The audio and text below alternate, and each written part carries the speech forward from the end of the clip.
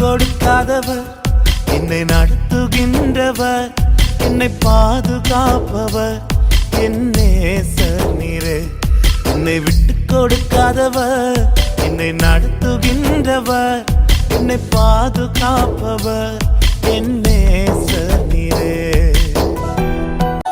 நான் தலை குனிந்த போது என்னோடு கூட வந்தீர். நான் குனிந்த இடத்திலே எந்த தலையை உயர்த்தினீர். நான் தலை குனிந்த போது என்னோடு கூட வந்தீர். நான் குனிந்த இடத்திலே எந்த தலையை உயர்த்தினீர். ஆண்டவரும் உலக ரட்சகர் மீட்பெருமா இருக்கிற இயேசு கிறிஸ்துவின் அற்புத நாமத்தினால் யாவருக்கும் மீண்டுமாய் காலை வாழ்த்துக்களை தெரிவித்துக் கொள்கிறோம். இன்றைக்கும் வாழ்வுதரும் உணவின் வழியாய் உங்களை சந்திப்பதில் மிக்க மகிழ்ச்சி அடைகிறோம்.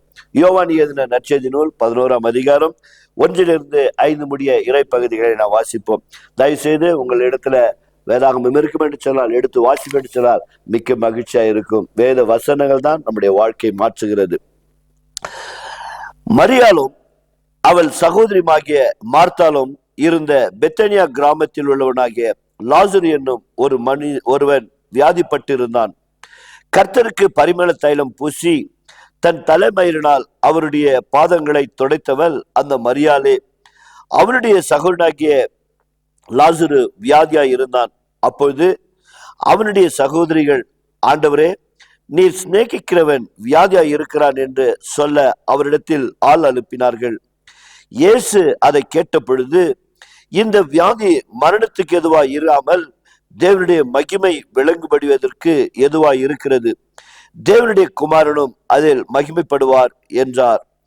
இயேசு மார்த்தாளிடத்திலும் அவருடைய சகோதரிடத்திலும் லாசரிடத்தில் அன்பாய் இருந்தார். என் அன்பார்ந்த தேவ பிள்ளைகளே, ஒரு குடும்பத்தில் ஆண்டவரை இயேசுவை ஏற்றுக்கொள்ள பிறகு அந்த முழு குடும்பத்தை நேசிக்கிற தேவன், மார்த்தாள் மரியாள் லாசரு குடும்பத்தை நேசித்த தேவன் இன்றைக்கும் நம்மை நேசிக்கிற தேவனா இருக்கிறபடியால் இந்த கால வேளையில மார்த்தாள் மரியாள் எப்படி தன் சகோதரனுக்காக கண்ணீரோடு கூட ஆண்டவரிடத்துல விண்ணப்பம் செய்தார்களோ, அதுபோல நாமும் கூட நம்முடைய குடும்பத்தில் இருக்கிறவர்களுக்காக செபிப்போம்.